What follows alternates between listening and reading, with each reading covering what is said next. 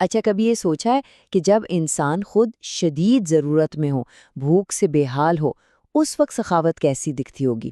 آج ہم دو ایسی ہی کہانیاں دیکھنے والے ہیں جو ہمیں سکھائیں گی کہ اصل قربانی، بے لوث قربانی کا مطلب آخر ہے کیا۔ یہ کہانیاں سخاوت کے ہمارے پورے تصور کو بدل کر رکھ دیں گی۔ ذرا اس تصویر کا تضاد تو دیکھیں۔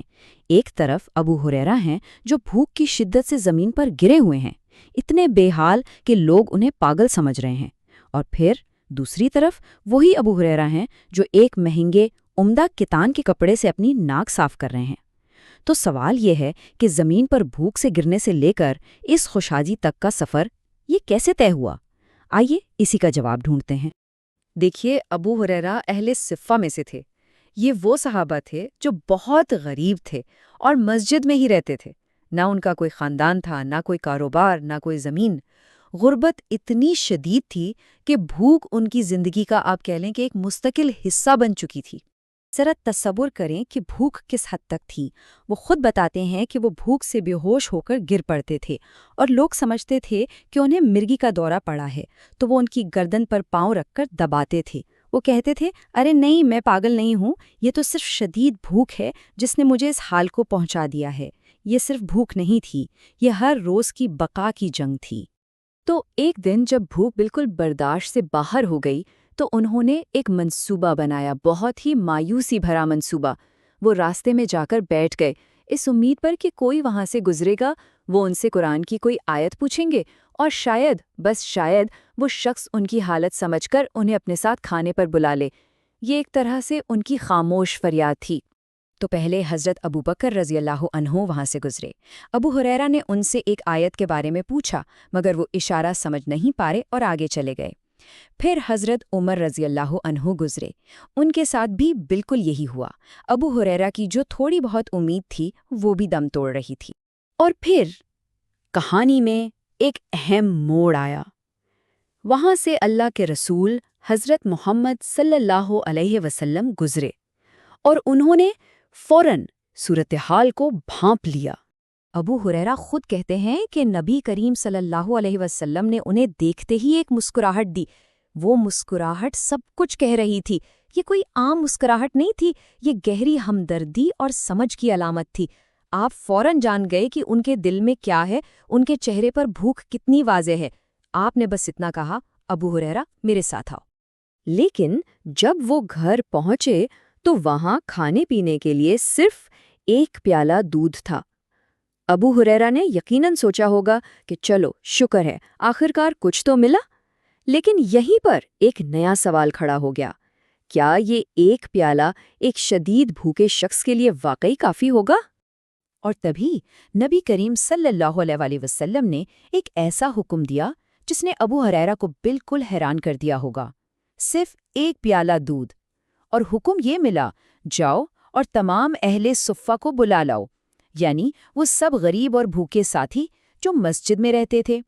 یہاں ابو ہریرہ کے انسانی جذبات بالکل صاف نظر آتے ہیں۔ وہ کہتے ہیں، میں مایوس ہو گیا۔ انہوں نے سوچا، یہ ایک پیالہ دودھ بھلا اتنے سارے لوگوں کو کیسے پورا آئے گا، اور اس پر تو میرا سب سے زیادہ حق تھا۔ لیکن پھر فوراً ایمان غالب آیا۔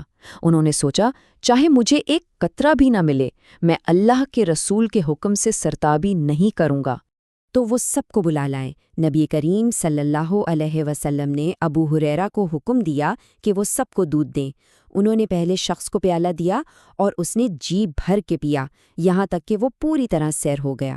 پھر انہوں نے اگلے شخص کو پیالہ دیا اور اس نے بھی جی بھر کر پیا، اور یہ سلسلہ بس چلتا رہا۔ ایک کے بعد ایک ہر کوئی پی رہا تھا اور مکمل طور پر سیر ہو رہا تھا، اور وہ دودھ اسی ایک پیالے میں تھا۔ یہ ایک معجزہ تھا جو ان سب کی آنکھوں کے سامنے ہو رہا تھا۔ آخرکار اہل صفہ میں سے سب نے پی لیا۔ اب پیالہ پینے والے صرف 2 لوگ باقی تھے، اللہ کے رسول صلی اللہ علیہ وآلہ وسلم اور خود ابو ہریرہ۔ اس موقع پر نبی کریم صلی اللہ علیہ وسلم نے ابو ہریرہ کی طرف دیکھا اور ایک بار پھر مسکرائے۔ اگر پہلی مسکراہٹ ہمدردی کی تھی تو یہ دوسری مسکراہٹ، یہ ان کے اس روحانی امتحان میں کامیابی کی ایک طرح سے منظوری تھی۔ آپ نے فرمایا، ابو ہریرہ اب تم پیو۔ ابو ہریرہ نے پیا، آپ نے پھر فرمایا اور پیو۔ وہ پیتے رہے، بار بار پیتے رہے، یہاں تک کہ وہ پکار اٹھے، یا رسول اللہ، قسم اس ذات کی جس نے آپ کو حق کے ساتھ بھیجا، اب میرے پیٹ میں مزید کوئی جگہ نہیں بچی۔ تب آپ نے پیالہ لیا، اللہ کا شکر ادا کیا، بسم اللہ پڑھی اور باقی دودھ خود پی لیا۔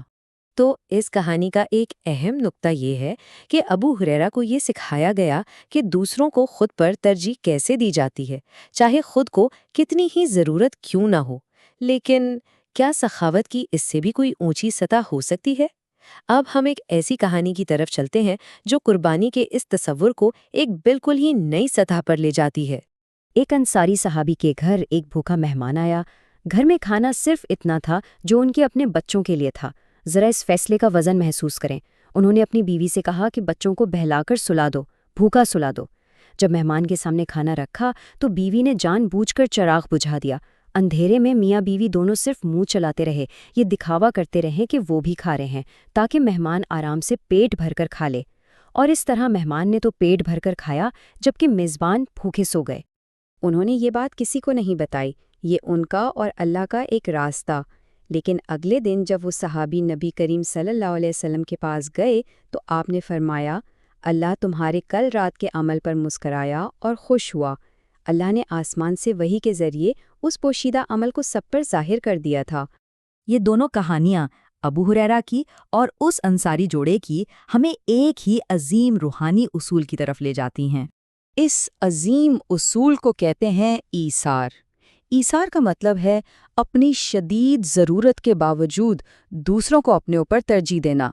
یہ صرف کچھ دینا نہیں ہے، بلکہ اس وقت دینا ہے جب آپ کو خود اس چیز کی سب سے زیادہ ضرورت ہو، جیسا کہ ہم نے ان دونوں کہانیوں میں دیکھا۔ اور یہ عمل اللہ کو اتنا پسند آیا کہ اسے قرآن میں ہمیشہ کے لیے محفوظ کر دیا گیا۔